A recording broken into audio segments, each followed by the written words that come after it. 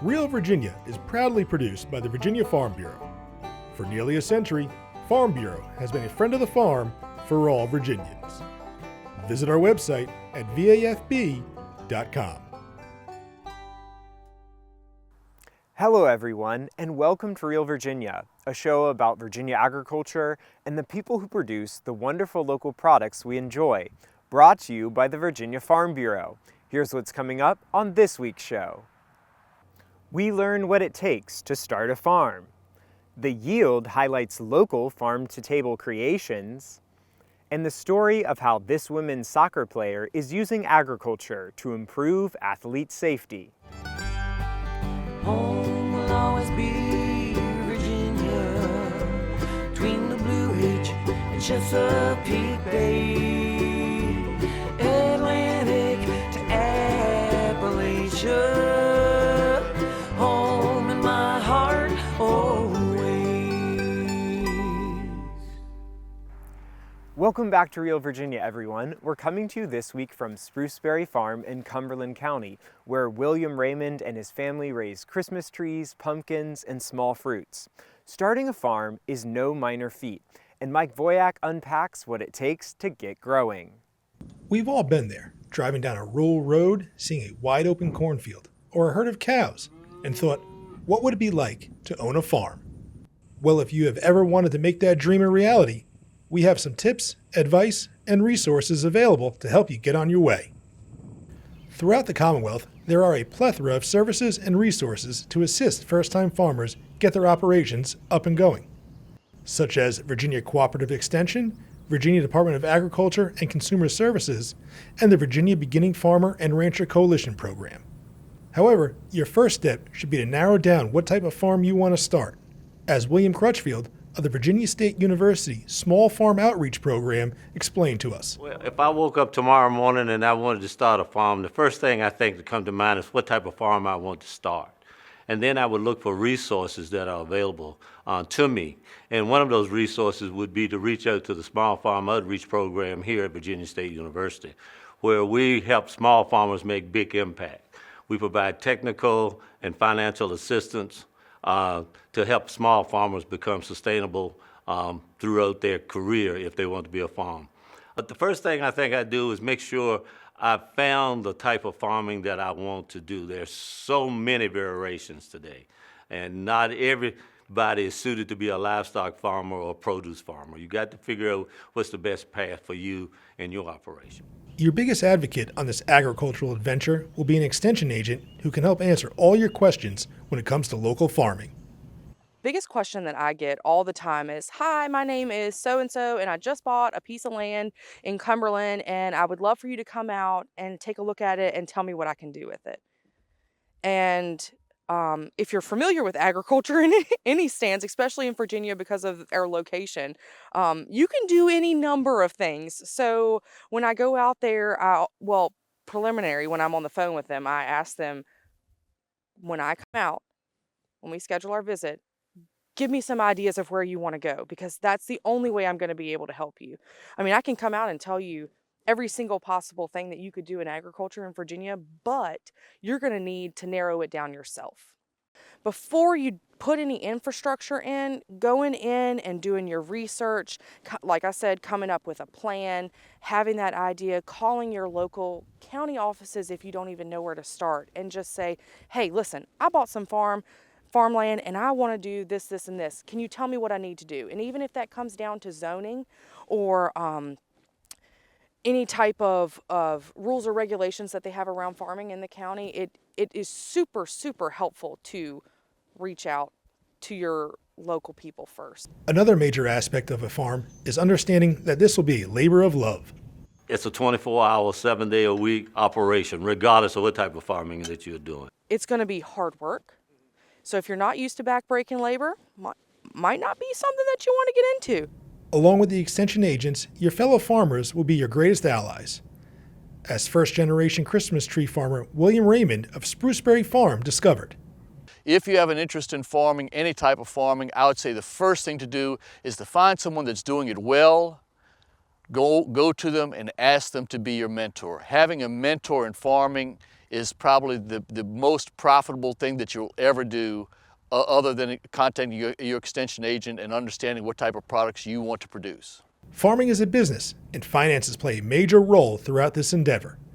Agribusiness-focused banks and lenders can be a great resource for freshman farmers. Colonial Farm Credit, we offer a ton of products for farming in rural America. For the farming operations, we offer land financing, equipment financing, and that can range from a tractor to a trailer to a truck used in the farming operation. We also offer lines of credit that will help you bridge the gaps for the income and expenses throughout the operating season of your operation there. The biggest key to success is preparation and planning. Biggest thing I've learned about farming from being a child on farms versus owning a farm is that you just don't put it in the ground and it grows. There's a lot of work getting the soil prepared, the land prepared, the weed control prepared. Really thinking through some things, working through some budgets, and reach out to Extension or your local folks to help, because you're probably going to need it and need to be creative and think about diversification. Like William has done here, he started out with the Christmas trees and kind of planted as he went, but now he is big scale agritourism. He has a pumpkin patch, he's putting in berries, like he's diversifying in all different kinds of ways to kind of bring income in when it's not Christmas time. So just think about those things, and the sky's the limit. President Dwight D. Eisenhower once said, "Farming looks mighty easy when your plow is a pencil and you're 1,000 miles from a cornfield." Meaning becoming a farmer isn't a decision that should be taken lightly. But with planning, preparation, and utilizing the resources available to you, you too can become a successful Virginia farmer. For Real Virginia, I'm Mike Voyak. 2026 marks the International Year of the Woman Farmer. To celebrate, Real Virginia will spotlight females who are an integral part of Virginia agriculture in each episode.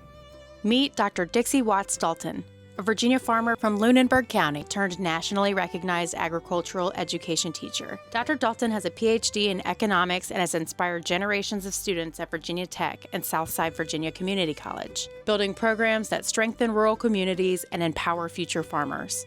Dr. Dalton is the president of the Colonial Agricultural Education Foundation Board, serves on several respected committees, and has been published in numerous journals and popular press. Honored with distinguished teaching awards, Dr. Dalton's career reflects innovation, service, and dedication to agriculture. She is celebrated as a trailblazer, mentor, and champion for women in agriculture.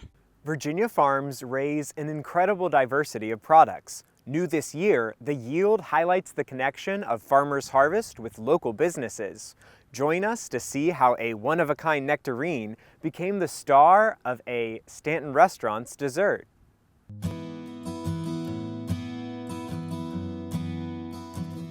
I am Mary Godinez. We are on Cross Keys Farm, and I grew up here in the Shenandoah Valley. This farm is my great-grandmother's farm. And it came into her family in 1868, so we have a long history here on this property. I was in landscape design for 20-some years and then met my husband, who's fruit tree expert. And so his dream was to start a pick-your-own orchard and market building. And so that's what we're doing here at Cross Keys Farm. We actually grow about 185 different varieties of apples. Here in the farm stand, we have about 17 that you can pick. We grow heirlooms as well as modern varieties, as well as a few varieties that we've come up with that we found ourselves. We're just here at Cross Keys. We just started this in 2018, and so far it's growing. We got red apples now. We started with baby trees they're about 5 feet tall. And now they're producing fruit. So it's just awesome to see that happy people that come here and taking pictures and, oh, I can't believe I picked my own peach, I picked my own apple. And they're chewing at them as they're walking out the door, so it's awesome. So at Ruby G, I'm really excited. It's what I enjoy, my job. I go to a lot of different farms, and I see all kinds of fruit.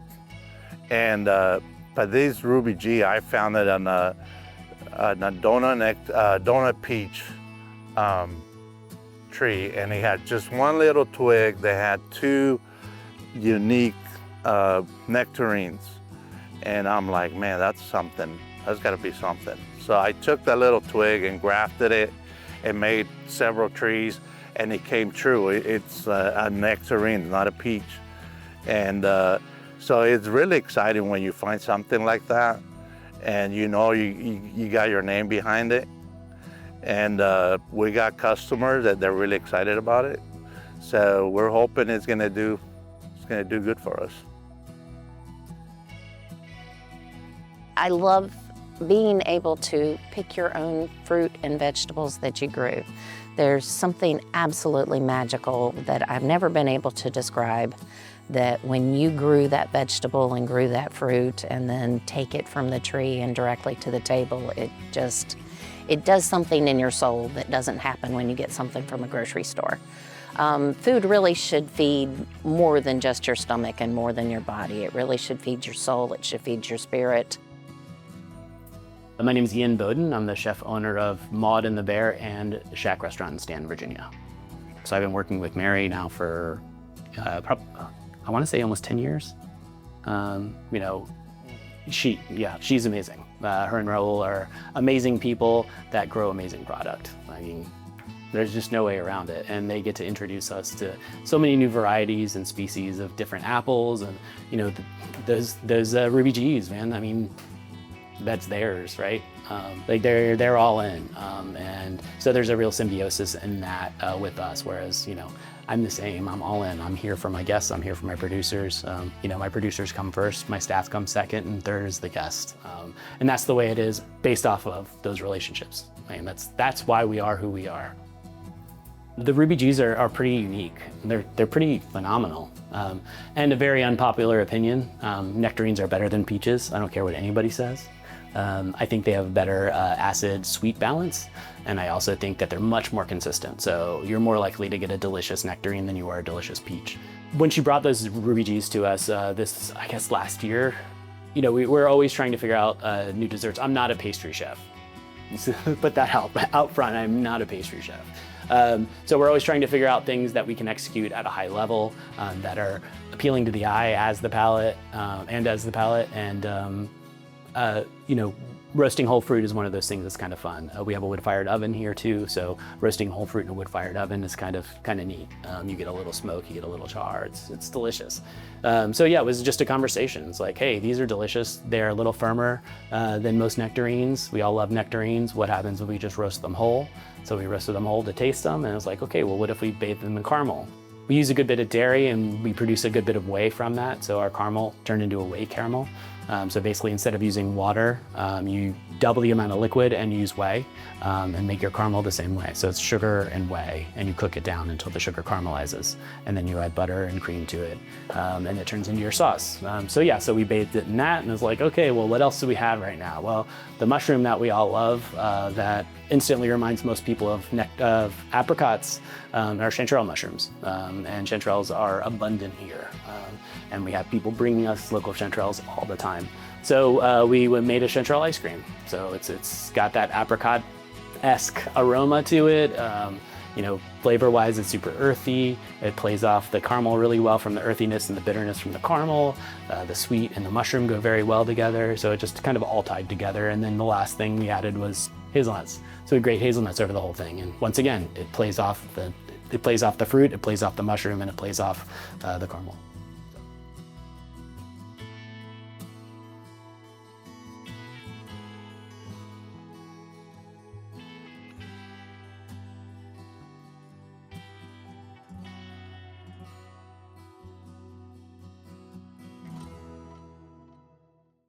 Although summer may feel like a distant memory, Chef Tammy has the perfect brunch beverage recipe for roasted tomatoes.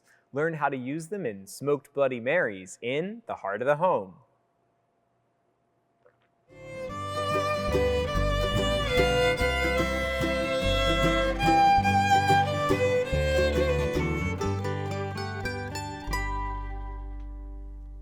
Hi, I'm Chef Tammy Brawley from the Green Kitchen, and welcome to Heart of the Home. I am so excited about today's recipe. I've been doing this for years, and I absolutely love it. I'm going to show you guys some tips, some techniques, and things like that. But one of the things we're going to start with is smoked tomatoes.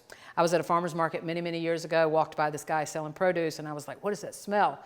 And he says, oh, I smoked tomatoes. I'm like, oh my gosh. I came back to my kitchen, I started smoking tomatoes. I made a smoked arrabbiata sauce, which would knock your socks off, spicy with bacon and things like that. And then I learned also too that I could do a Bloody Mary water with the smoked tomato juice. And that's what I'm about to show you guys. This does require a special pan. Now, I'll be honest with you, you could probably get away with making one of these with an aluminum pan. Too many details for a little DIY, so we're just going to use the actual smoking pan that we've got. We have got some sawdust chips. I happen to be using hickory at this point, and we have a pan here, and it goes right into the middle, a good couple of tablespoons. I'm going to go ahead and move it over to my burner.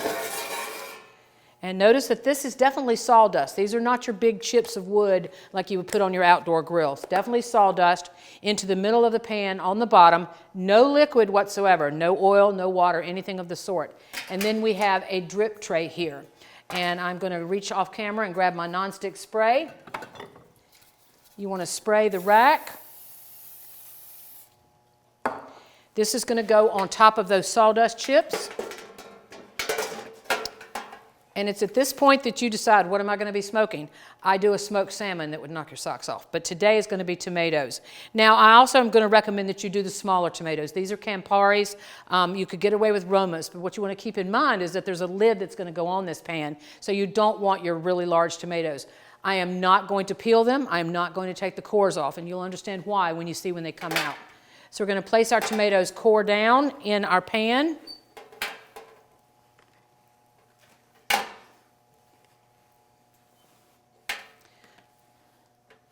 All right, now we're going to take our lid here for our pan. This is a grooved lid. It fits right around the edges. And you're going to see it start to smoke not long after I turn the heat on. I am turning it on high. The center of the heat is where those sawdust chips are. In a few moments, it's going to start smoking. You'll see where it comes out of the opening, and I'm going to completely close the pan, and these are going to take about 20 minutes to smoke. Maybe a little less, sometimes a little more, but you'll see the finished product. In the meantime, what do you think we want to do with that smoked tomato or smoked tomato water, I should say, and we're going to make some delicious Bloody Marys. Love doing this. Sunday brunches are certainly a great way to do it. So what we've got here are a few garnishes here, and I've got a stainless cup. I am going to go ahead and fill it with ice.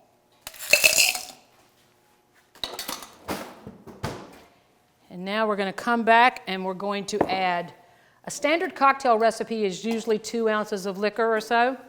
So we're going to do 2 ounces of vodka.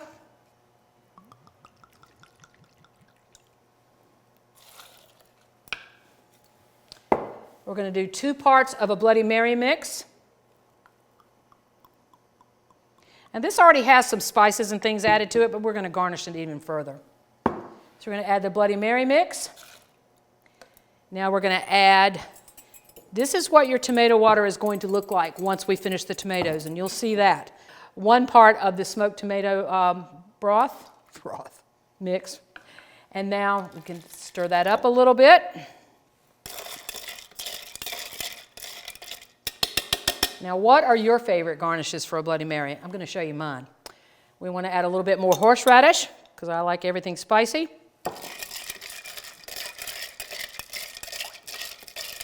Stir that up.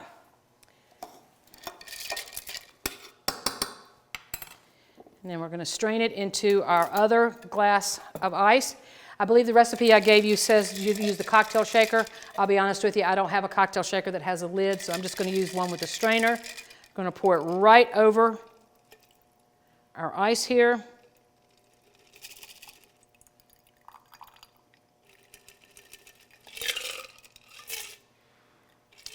And it looks like I could have doubled that. And I've got some spicy pickled okra, one of my favorite things. I tell you what, you can take a girl out of the South, but you can't take the South out of the girl. I'm going to put some spicy pickled okra, a delicious strip of bacon, Can't go wrong with bacon. And a celery stick. All right, let's check on those tomatoes that we've been smoking. I've turned the heat off. We're going to turn our pan around. Now keep in mind this is going to be very hot, so you want to be real careful. There we go. What you're looking for here is the tomatoes, the skin should have started peeling off, and that's really important, and they're going to be somewhat soft. These are also going to be a little softer than bigger tomatoes because of the size, and that's okay. There's nothing wrong with that. So now I've got our tomatoes over top of a bowl with the colander, and I'm just going to mash them. And you're going to see that juice to start coming out, and we're going to let that drain after we've mashed it, all right? All right, and there you have it, and that is a smoked tomato water that you can really add to just about anything you want, but I choose to add it to a Bloody Mary. We made this earlier, so excited about this. We've got a couple parts of vodka in this, we've got a couple parts of Bloody Mary mix, and then we have a part of the smoked tomato water. If you choose not to have alcohol, that's totally fine. Just leave the vodka out. You don't have to. You have to have that, and you will certainly still get that smoky flavor. I'm Chef Tammy Brawley from the Green Kitchen. Join us next time on Heart of the Home. Oh, yummy. Whether it's your lawn or the field of your favorite sports team, turf grass is essential for safe and sustainable recreation. We go to Virginia Tech to learn how a former student athlete is using her love of research to keep her teammates safe. On the pitch, every step counts. For Virginia Tech alumnus and former D1 soccer player Ava Veith, the field beneath her feet has always mattered, first to her game and now to her research. I started at Virginia Tech not knowing anything about the turfgrass industry, not even knowing it existed. Really just so focused on soccer, that's really all I cared about. Just fell in love with it, and I just loved being able to be around the game, interact with athletes, and just use my own experiences too to kind of help guide my research project ideas. As an undergraduate, Veith competed on Virginia Tech's women's soccer team. As she traveled to opponents' fields, pregame preparations planted the seed of curiosity. When we would go on away trips, we would purposely get there the day before just to train on their field and get acclimated to it the day before the game. We would always kind of talk about the playing surface before games, and sometimes even use the surface to change our game plan, honestly. That attention to surface sparked a question. Could field conditions influence safety? A summer research role with Dr. David McCall, a turfgrass pathologist focused on precision management and field playability, helped Veith explore the answers and turn intuition into measurable science. We're looking at diseases that will come in and essentially kill the grass, leaving bare spots. As far as the precision management side of things, what we're trying to do is figure out where to put the right resources at the right time. She was naturally gravitated towards opportunities to test field playability. That was a focus within our lab.